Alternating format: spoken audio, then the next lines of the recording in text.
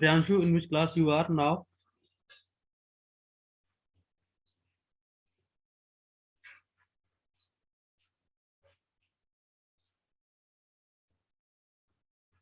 Priyanshu, Jyotirmayi,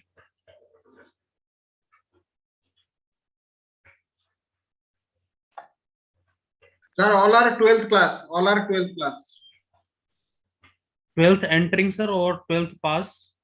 12th pursuing half year. Okay, Half sir. year. Okay, sir. So they are preparing for NEET exam.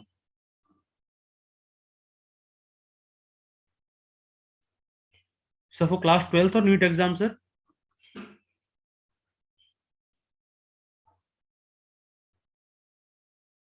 Yes, they are the 12th pursuing. So right now the board exam is coming. After board, they will appear JEE or NEET both. Maybe some students might be JEE, some students might be NEET. It will be like that. Okay, sir. I think they are preparing for the board exam right now. So you just give you give from the entrance point of view, which will suitable for the board exam also. Okay. Okay, sir. Yeah. So in the chemistry part, there is chapter 9, chapters number 3rd, 4th, 5th, 8th, 9th, 12th, and 13th. These chapters are the term 2 exam of CBSE board. Third chapter is electrochemistry. Fourth one is chemical kinetics. Fifth one is surface chemistry. Eighth one is D and F block. Ninth one is coordination compounds. 12th is aldehyde, ketone, and carboxylic acid. And 13th one is amines. So from which chapter do you want to start? Please tell me. Jyotirmayi, Priyanshu.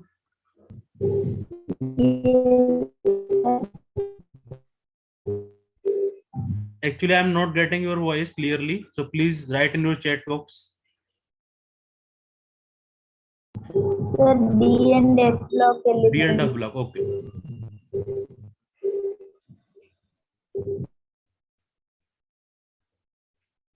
So chapter number 8 is D and F block elements.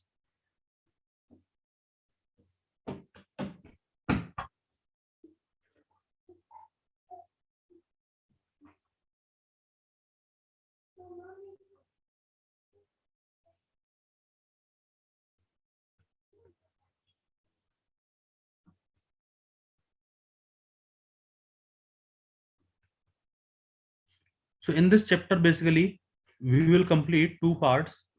First one is D block element, and there is some part is reduced in the CBSE syllabus, but we will complete that part also due to the or according to the exam of JEE mains or NEET. So in the D block, the starting part is the transition elements.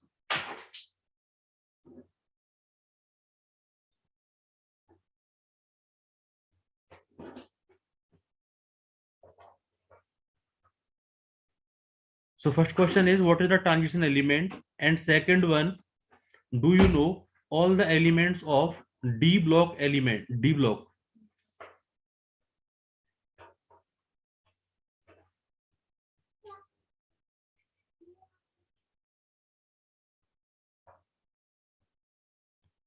So do you know how many elements are there in D block?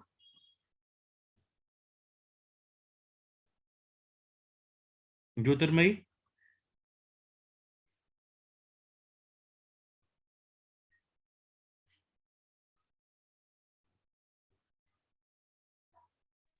No, sir, I don't know.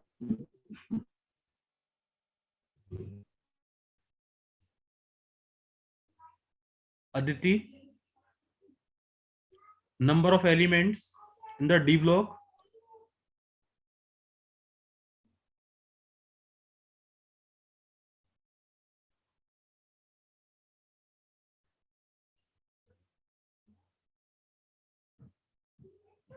Kumar Sambhav?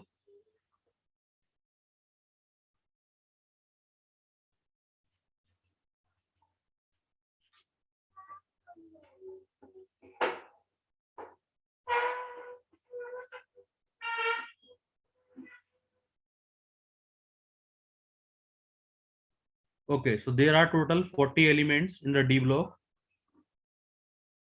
and there will be 4 series of D block in the period of the periodic table: 4th, 5th, 6th, and 7th. These are the number of periods which contains the D block series. In the 4th period, there will be 3D series. In the 5th period, there will be 4D series. In the 6th period, 5D series, and in the 7th period, 6D series will be there.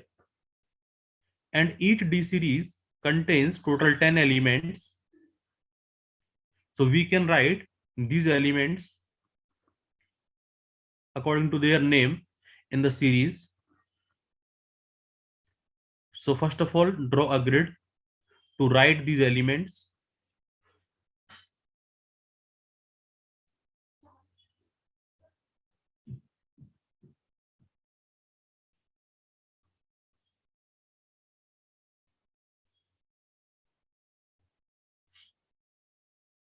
First group, or it is the third group in the periodic table, because there are two groups in the S block, first and second, and we will start with third group in the D block up to 12th group, and we will write the elements of these groups. So third, fourth, fifth, sixth, seventh, eighth, ninth, 10th, 11th, and 12th.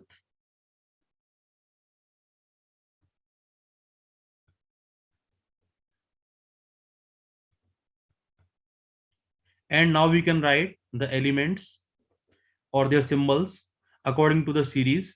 So first one is the scandium, and we can write these elements symbols by using mnemonics. Science teacher Vinita Kriplani Man Fe Ko Ni कुएं में जान. Second one, यारी जरा निभा मौत तक रुकावट राह में पड़े तो आग में कूद जा. नेक्स्ट वन इज ला हफ्ता हफ्ता वरना रे उधर इधर पिटाई और होगी. And this one is actinum, and these elements are known as transuranic elements or the heavier elements. So we do not study about these elements. So in the D block element, we will compare the properties of these 3D series only. So you have to know about the full 3D series, and most of the time we will use only 3D series elements. So these 10 elements you should know in a flow. So it is scandium, titanium, vanadium, chromium, manganese, iron, cobalt, nickel, copper, and zinc. And the next one is yttrium, zirconium, niobium, molybdenum, technetium, ruthenium, rhodium, palladium, silver, and cadmium. And the next one is lanthanum, hafnium, tantalum, tungsten, rhenium, osmium, iridium, platinum, gold, and mercury.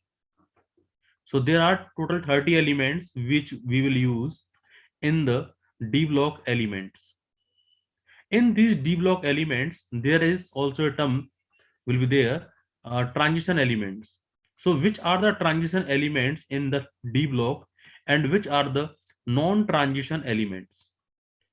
So transition elements will follow a rule of incomplete d orbital. It means they should contain d 1 to 9 electron or 1 to 9 electron in the d orbital or the incomplete d orbital. Incomplete d orbital. If we are taking the case of zinc, in which total 30 electron will be there and the outermost configuration will be 3d10 4s2. It contains 10 electrons in the outermost orbit, and in the most stable oxidation state of this zinc is 2 positive. In the 2 positive, it will release 2 electrons from the outermost orbit, which is the 4th orbit. So now it is also 3d10. So in both the cases of ground state and in the most stable oxidation state, it gives d10. So it is a non-transition element. So zinc is the non-transition element due to completely filled d orbital. It contains completely filled d orbitals in the ground state configuration and in the stable oxidation state. Similarly, the cadmium and mercury are also the non-transition elements. So you can see the group 12, zinc, cadmium, and mercury. These three are the non-transition elements, and other 27, these are the transition elements. Okay, but there are some anomalies or the uh, exceptions in the electronic configuration also there. And you have read or studied about the chromium and copper in the class 11th chapter 2nd. Okay, in the chromium there are total 24 electrons, and when you will write the electronic configuration of chromium, you will get actually 3d4 4s2. But experimentally, when we will find the configuration is 3d5 4s1. So it is the exceptional configuration. It is the expected configuration by us, and it is the actual configuration of chromium. So you have to learn this configuration. There is an electron transfer from 4s to 3d to get some more stability, because you know very well d5 is more stable due to half filled than d4, because d4 is the incomplete d orbital. It is not half filled, not full filled. Okay, so there is no symmetry, and symmetric filled orbitals are more stable. Similarly, you can see copper, which contains 29 electrons. So you will get the electronic configuration is 3d9 4s2, but actually the configuration is 3d10 4s1. Okay, it is the expected configuration and it is the actual configuration. Okay, so this is a difference in the configuration. So you have to learn the configuration of copper also. Similarly, you have to learn the configuration of niobium, niobium 2 silver. Okay, these all are the exceptional configuration which contain S1, and palladium is the most different. Why? It contains S0 only and D10 in the palladium. So this palladium is the most important element according to the configuration in this D block element. Okay, and in the third series, this platinum and gold. Okay, so you will learn the configuration of chromium. You can underline the these elements in your NCRT hard copy. Okay, so this is the chromium, then copper. You can check the second page of the D block elements. Okay, you will get this table. First you will get, then on the third page you will get these three series: 4D, 5D, and 6D. In the 4D series you will get from niobium to silver. These are the exceptional configuration. Okay, and in the platinum and gold also in the next one, which is 5D series. So you can write down or note down these elements according to the configuration. These last three elements, zinc, cadmium, and mercury, are the non-transition elements. Why these are the non-transition elements? Due to the fully filled d orbital or completely filled d orbital.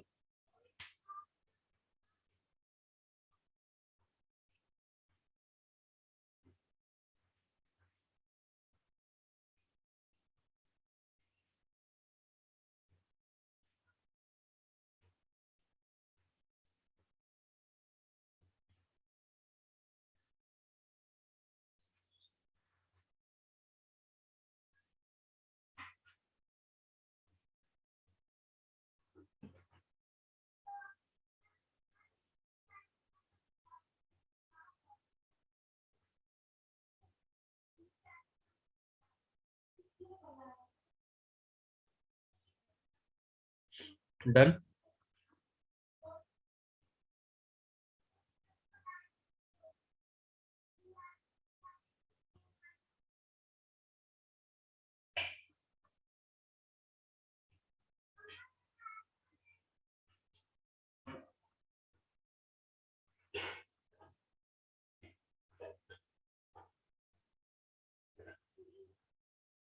On the next page of the NCRT, you will see a question is there, intact question 8.1 about silver. Please read it and try to solve it.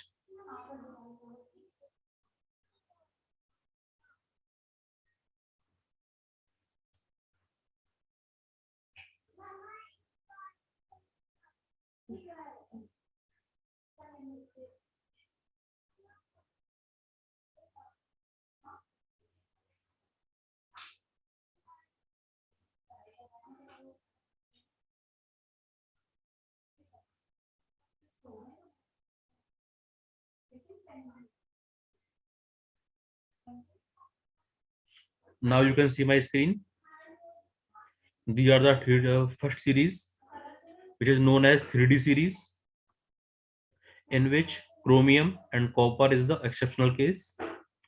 In the second series, you can see the niobium, molybdenum, technetium, ruthenium, rhodium, and silver are S1, and the palladium is S0.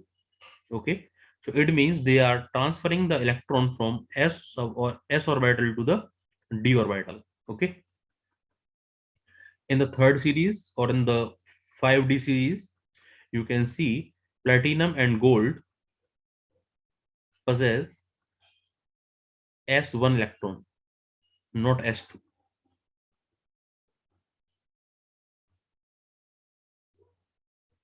And in this paragraph, first paragraph, this is given about the zinc, cadmium, and mercury.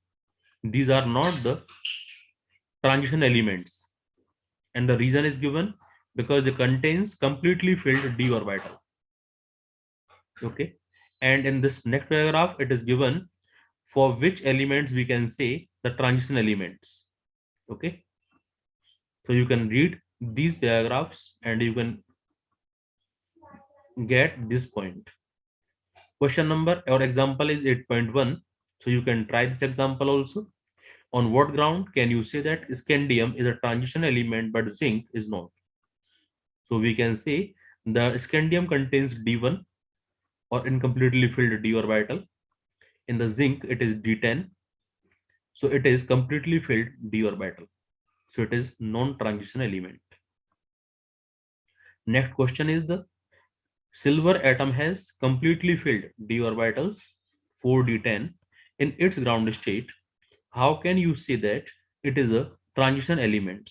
So you can write the answer of this question when you will get the Ag2 positive ion. You are getting only Ag first, which contains 4d10 5s1. In the Ag positive, you will get 4d10 5s0. But in the Ag2 positive, which is a rare ion, so you will get 4d9. So in this case, it is the 4d9. It means it is transition element. Okay, so it is the answer.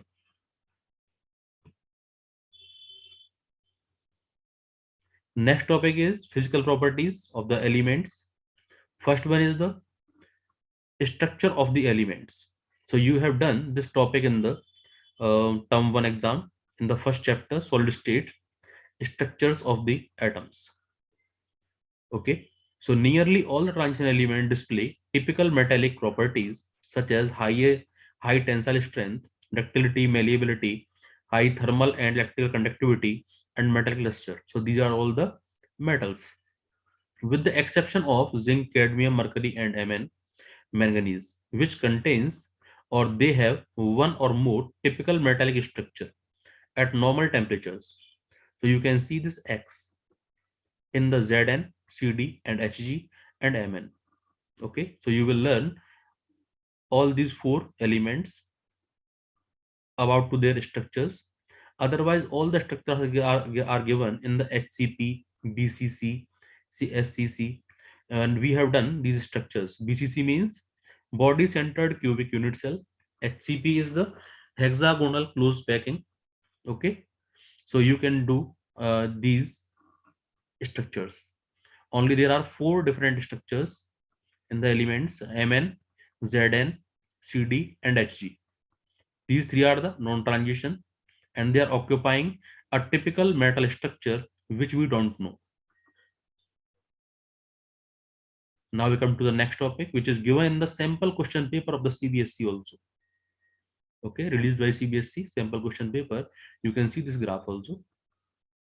This is the graph between melting point, which is in the 1000 Kelvin. Okay, 1000.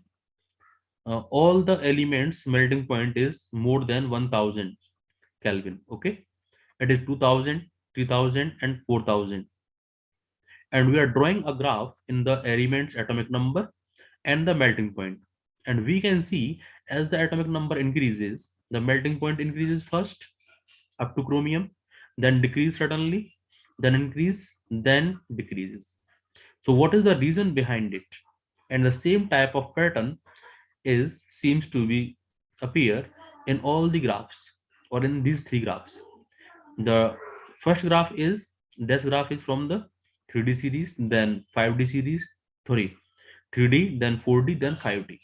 Okay, and you can see here in the titanium we have only two unpaired electrons. In the vanadium we have three unpaired electrons. In the chromium we have five unpaired electrons, or six unpaired electrons.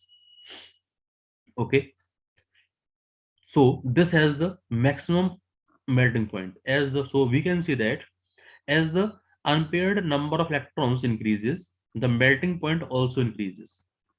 And manganese is the exceptional case in this case, in this series, 3D series. And similarly, the technetium Tc is the exceptional case in this case, in this series also. Otherwise, the manganese melting point should be greater than Fe, should be here, but it is not there. It is down than iron. And after the iron, or in the iron, as the number of unpaired electron decreases, the melting point also decreases. Okay, so you can read this paragraph from here to here.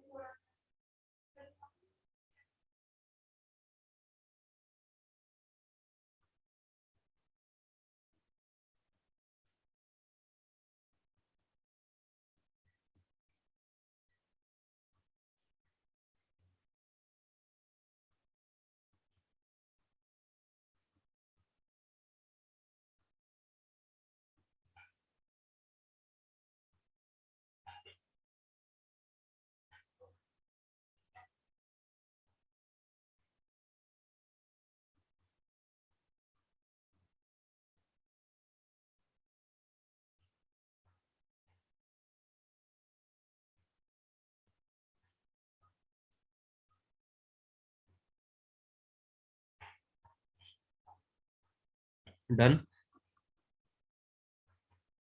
Next, on the next page, there is another diagram of a graph about the enthalpy of atomization. So you can see this graph, enthalpy of atomization, and it is following the same curve, same type of curve or same fashion of curve according to the melting point and the atomic number. And it is enthalpy of atomization and the atomic number. Okay. And enthalpy of atomization plays an important role in the values of E naught, which is the electrode potential. So we can see thereof, in general, greater the number of valence electrons, stronger is the resulting bonding. As in the previous case, it was in the melting point. Since the enthalpy of atomization is an important factor in determining the standard electrode potential of a metal. Okay, so we will talk about in this chapter E naught also, and then we will use the value of E naught in the electrochemistry chapter, third chapter. Metals with very high enthalpy of atomization, so they will not react because we cannot provide this much amount of energy. Okay, so they have very high boiling point, tend to be noble. Noble means inert, inert means non-reactive in their reactions, and their protective potentials will be very low. Another generalization that may be drawn from figure 8.2, this one, is that is the metals of the second and third series have greater enthalpies of atomization than the corresponding elements of the first series. So you can see there is a difference in the graph of the 4D and 3D. If we see the difference of 3D and 4D, which is about 400 kilojoule or 300 kilojoule. Okay, so there is a huge difference in between these two metals. So is that the metals in the second third series? This is an important factor in accounting for the occurrence of much more frequent metal-metal bonding in compound of heavy transition metals.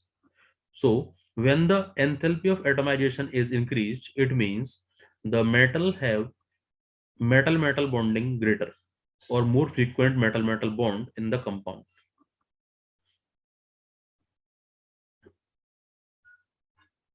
Next one is the size variation.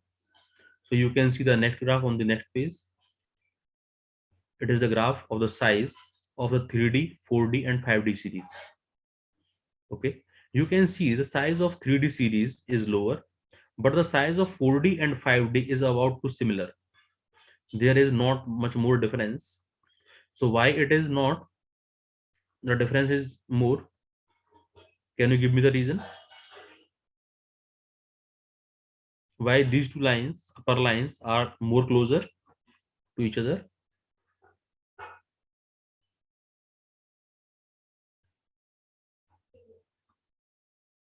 Kumar Sambhav, Priyanshu,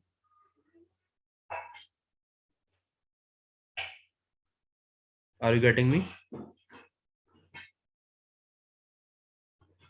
Aditi, Yes, sir. what is the reason? Do you know?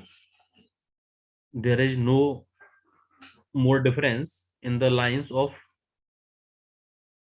4D and 5D series.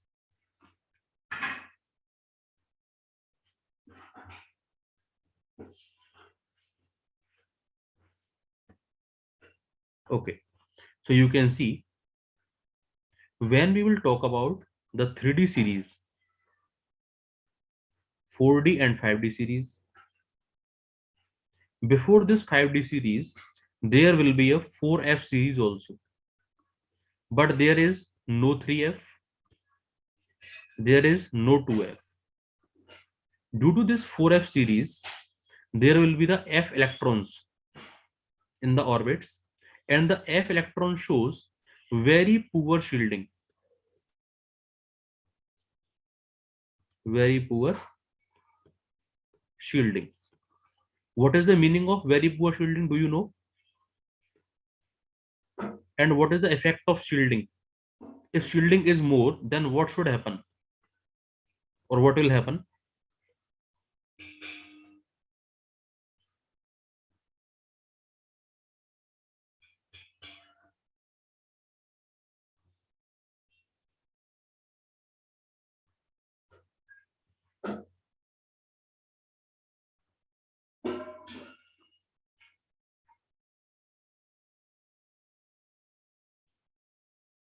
Shielding means the repulsive force of the inner electrons on the outer electrons. If there are electrons and there are also electrons, the inner electron will repel the outer electron. So the distance in between the nucleus and this last electron increases. So the size of atom also increases. Okay. If this repulsion will be less, then the electron will come closer and the size will less. And it is known as poor shielding. This repulsion is known as shielding. Okay. So these F electron will show poor shielding or very poor shielding, due to which the size of atoms will decrease as the number of F electrons will increase. And D electron will also show poor shielding. F will show very poor shielding. D will show poor shielding.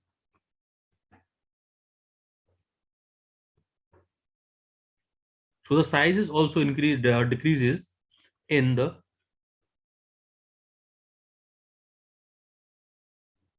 (3D) series from 21, 22, 23, 24, 25.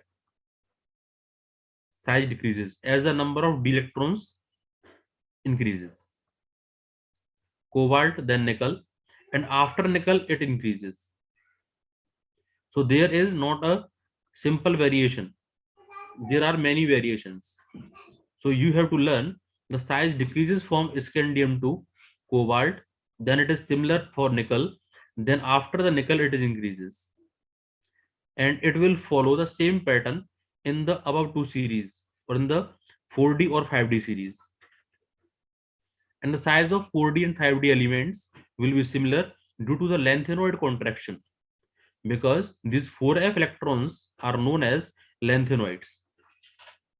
Okay, so it is the lanthanoid contraction due to which the 4D and 5D series electrons show the similar type of size.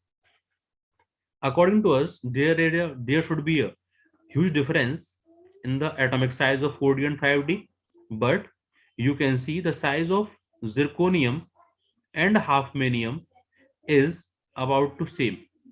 The size of zirconium is 160 picometer, then the size of hafnium should be greater than this zirconium, but it is lesser than zirconium. it is about 159 picometer. It means there is the lengthenoid contraction in the half medium, due to which its size decreases.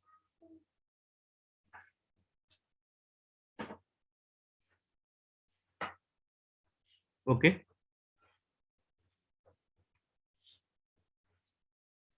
And you can read this point from the NCRT also. There is the length node contraction on this page, and on the next page you will get the size of zirconium and hafnium here, and the factors of very poor shielding and shielding is given in this paragraph.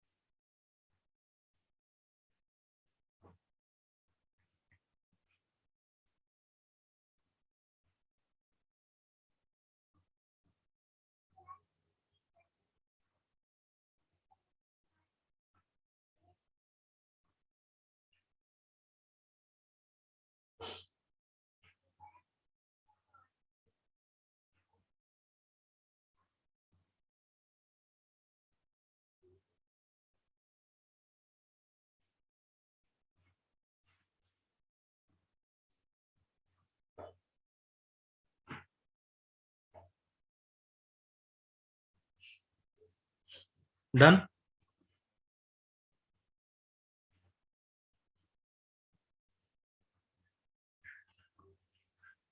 In the next table number 8.2, so you can get in this table the size of atom is given, or the atomic number is given, And after that, you can find the electron configuration of M, M positive, M2 positive, M3 positive.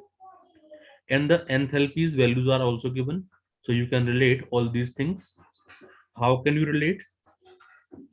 The metals will be M. And after giving first ionization enthalpy, you will get M positive. And after that, giving second ionization enthalpy, you will get M2 positive. And after third ionization enthalpy, you will get M3 positive. And the amount of this ionization enthalpy will be dependent on the stability of the previous atom or ion. If it is stable, then it will take more enthalpy than usual, or it is in the series exceptional. Okay, so you can see in the series when there is the stability in the M positive series, in the second series, you can see there is 3d5 in the chromium, so it will be more stable. So the value you can see given to the energy to this 3d5 is 1592, which is greater than 1414 and 1509. Okay, this value should be less than 1509, but it is now greater than 1592 due to the stability of this 3d5. Similarly, you can see 3d10 in the copper case here in the M positive, and it will be given 1958, which is far greater than from 1734 or 1752. Okay.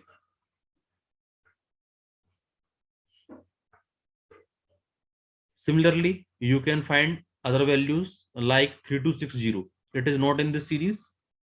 So it means there should be a 3d5. It is a 3d5 and it is going to the 3d4. So we have to spend more amount of energy, which is 3260. It is also exceptional. Then you will come further and you will find the 38929. The energy is increasing from 29 to 32, 32 to 34, 34, 35. It is 35 to 38, which is a great, which has great difference in these two energies. It means it is getting stability, which is 3d10. So you have to give more amount of energy, which is 3829 kilojoule per mole. Okay, so you can learn these values. And then the size of ions is also given. It is a metallic size, metal atom size. M is the metal atom, and M2 positive, M3 positive are the size of these ions. After giving 2 electrons, the size of cation is about to half of the parent atom. Okay, so you can see the size ratio. As we know, the atomic size decreases up to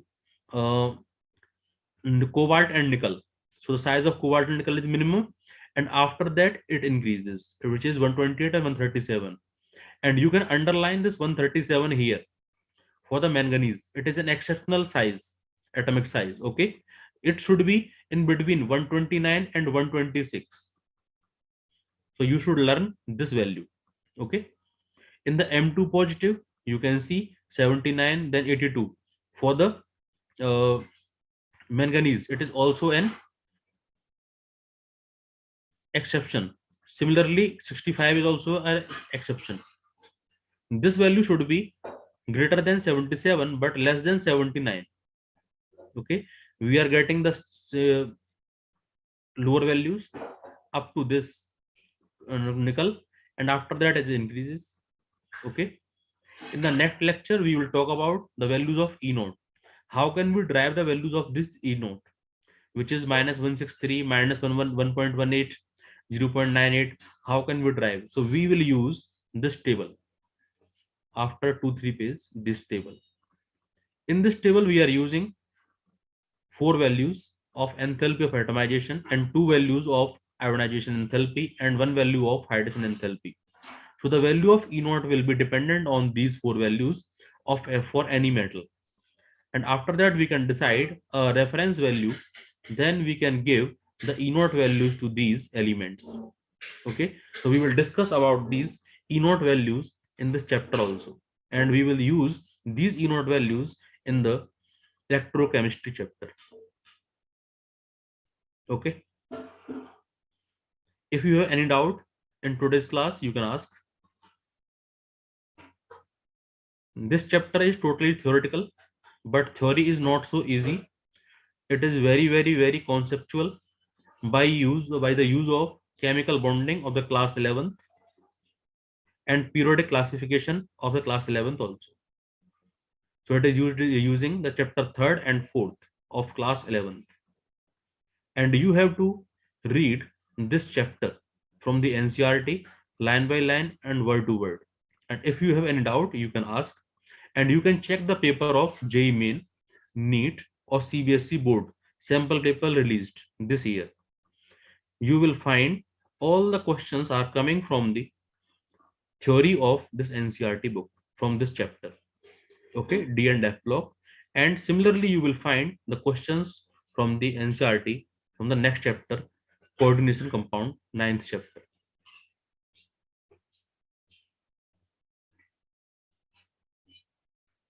Okay, Aditi, Kumar Sambhav.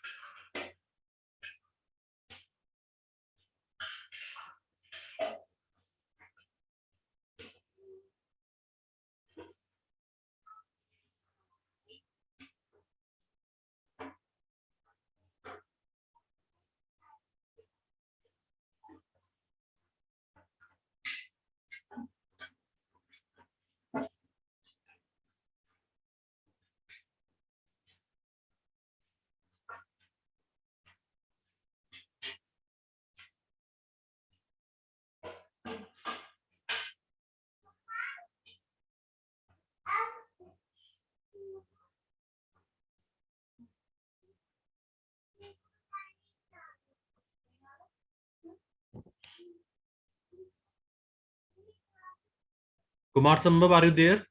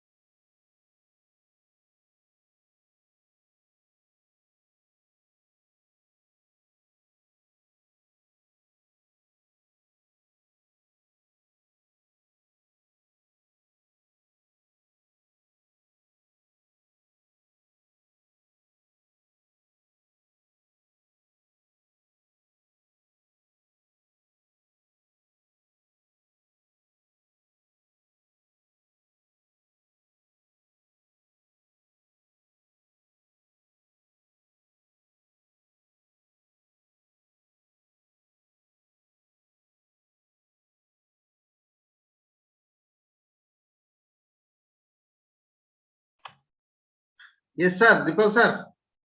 अब exit नहीं किया अभी तक.